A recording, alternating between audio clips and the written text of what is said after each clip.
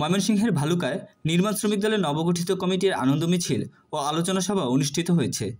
বিকালে নির্মাণ শ্রমিক দল ভালুকা উপজেলা শাখার নবগঠিত কমিটির আয়োজনে একটি আনন্দ মিছিল নিয়ে ঢাকা ময়মনসিংহ মহাসড়ক প্রদক্ষিণ করে সংক্ষিপ্ত আলোচনায় মিলিত হয়।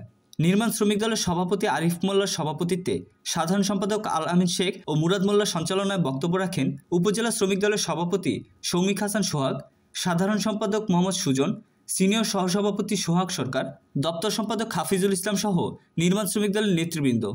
উপজেলা শ্রমিক দলের সভাপতি সৌমিক হাসান সোহাগ ও সাধারণ সম্পাদক শাহ মোহাম্মদ সুজনের যৌথ স্বাক্ষরিত 21 সদস্য বিশিষ্ট একটি পূর্ণাঙ্গ কমিটির অনুমোদন দেওয়া হয়।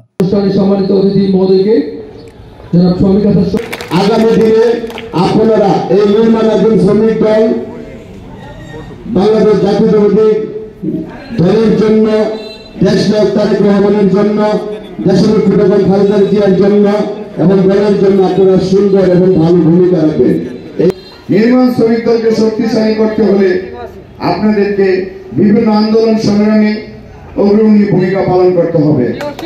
প্রিয় নেতৃবৃন্দ, অত্যন্ত আনন্দের সাথে আপনাদেরকে শুভেচ্ছা জানাই।